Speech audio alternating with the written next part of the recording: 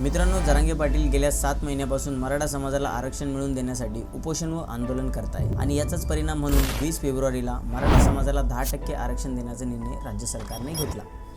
परंतु मनोज जरांगे पाटील यांनी या आरक्षणाला विरोध करत 24 फेब्रुवारीपासून आंदोलन करण्याची घोषणा अंतरवाली सराटी येथून केली। इथपर्यंत या आंदोलनाची ओळख मराठा समाजाच्या आरक्षणाची लढाई अशीच होती। परंतु मित्रांनो, मनोज जरांगे पाटील यांनी 25 फेब्रुवारीला आंदोलनाची पुढची दिशा ठरवण्यासाठी घेतलेल्या पत्रकार परिषदेनंतर या आंदोलनाला राजकीय वळण लागले। म्हणजेच काय तर आंदोलनाच्या मागण्या तात्पुरत्या बाजूला राहिल्या आणि आता जरांगे पाटील यांनी उपमुख्यमंत्री देवेंद्र फडणवीस यांच्यावर काय आरोप केलेत, जरांगे पाटील कोणाची भाषा बोलत आहे, त्यांच्या मागे कोण आहे, अशा प्रकारच्या गोष्टी सुरू झाल्या आहेत। तसेच मित्रांनो, सरकारने आज मनोज जरांगे पाटील यांच्यावर SIT चौकशी लावली। SIT नेमकं काय चौकशी करणार, गेल्या 2 दिवसात नेमकं काय घडलं, जाणून घेऊया आजच्या व्हिडिओच्या माध्यमातून। तर नमस्कार मित्रांनो, माझे नाव सतीश आणि तुम्ही पाहताय मेक मराठी। चला मग व्हिडिओला सुरू करूया। तर मित्रांनो, रविवारी झालेल्या पत्रकार परिषदेत मनोज जरांगे पाटील यांनी मुख्यमंत्री देवेंद्र फडणवीस यांच्यासाठी एकेरी भाषा वापरली।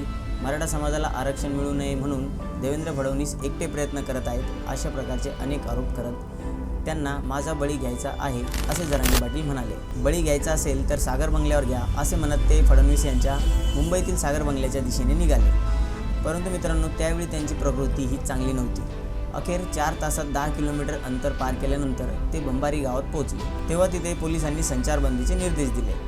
जरांगे पाटलांनीही निर्णय मागे घेत संचारबंदी संपेपर्यंत तिथेच थांबण्याचा निर्णय घेतला। परंतु तोपर्यंत राज्यातील वातावरण तापले होते। मनोज जरांगे यांच्या मागे पवारांचा हात असल्याची शंका भाजपाच्या नेत्यांकडून व्यक्त करण्यात आली। आंदोलकांवर गुन्हे दाखल झाले। सोबतच अधिवेशनानंतर झालेल्या पत्रकार परिषदेत मुख्यमंत्री एकनाथ शिंदे यांनी जरांगे पाटील आता जी भाषा बोलत आहे ती राजकीय आहे, त्यामुळे त्यांच्या मागे कोणी बोलता आदमी आहे अशी शंका व्यक्त केली। तर मनोज जरांगे हे शरद पवार व उद्धव ठाकरे जी भाषा बोलत होते नेमकं तीच स्क्रिप्ट बोलत आहे, त्यामुळे त्यांच्या मागे कोण आहे याची कल्पना आम्हाला आहे, ते योग्य वेळी बाहेर येईलच असा इशारा उपमुख्यमंत्री देवेंद्र फडणवीस यांनी दिला। तसेच भाजपाचे आमदार, खासदार व सामान्य कार्यकर्ते सुद्धा जरांगे पाटील यांच्यावर तुटून पडले। उपमुख्यमंत्री देवेंद्र फडणवीस यांच्यावर केलेले आरोप सहन केले जाणार नाही असा इशारा करण्यात आला। जरांगेंना स्क्रिप्ट कोणी दिली, ते सागर बंगल्यावर आले तर आम्ही गप्प बसणार का, असा इशारा राणे यांनी दिला। आता या आरोप प्रत्यारोपचा परिणाम राज्याच्या सुव्यवस्थेवर होऊ शकतो, म्हणून पोलीस सुद्धा अलर्ट मोडवर आले। छत्रपती संभाजीनगर, जालना आणि बीड जिल्ह्यातील इंटरनेट सेवा 10 तासांसाठी बंद करण्याचे आदेश काढण्यात आले। या भागात काही अज्ञातांनी बसची तोडफोड करत ती जाळण्याचा प्रयत्न केला। त्यानंतर छत्रपती संभाजीनगरमधील सर्व बसची वाहतूक तात्पुरती बंद करण्यात आली। तसंच जालना जिल्ह्यातील अंबड तालुक्यात संचारबंदीचे आदेशही काढण्यात आले। त्यामुळे या परिसरातील आंदोलकांना मनाई असल्याची माहिती पोलीस सूत्रांकडून समोर आली। इकडे जरांगे पाटील अंतरवालीला पोहोचले आणि उपोषण स्थगित केलं आणि त्याचं रूपांतर साखळी उपोषणात करणार असल्याचे सांगितले। तसेच 1-2 दिवसात उपचार घेऊन मराठा बांधवांच्या भेटीगाठीसाठी गावागावात फिरणार असल्याचं सांगितलं। मित्रांनो, दुसरीकडे काल दिवसभरात राज्य सरकारकडून जवळपास 1041 गुन्हे दाखल करण्यात आले। त्यापैकी 425 गुन्हे एकट्या मराठवाड्यात दाखल करण्यात आले। तर बीड जिल्ह्यातील शिरूर आणि अंबळनेरमध्ये मनोज जरांगे पाटील यांच्यावर देखील गुन्हा दाखल करण्यात आला। रास्ता रोकोसाठी लोकांना प्रवृत्त केल्याप्रकरणी जरांगे यांच्यावर गुन्हा दाखल केल्याबाबतची माहिती समोर आली। तसेच मित्रांनो, मुख्यमंत्री एकनाथ शिंदे व राष्ट्रवादीचे प्रदेशाध्यक्ष नाना पटोले यांच्या संवादाचा एक व्हिडिओ समोर आला, ज्यामध्ये मुख्यमंत्री एकनाथ शिंदे बोलताना दिसले।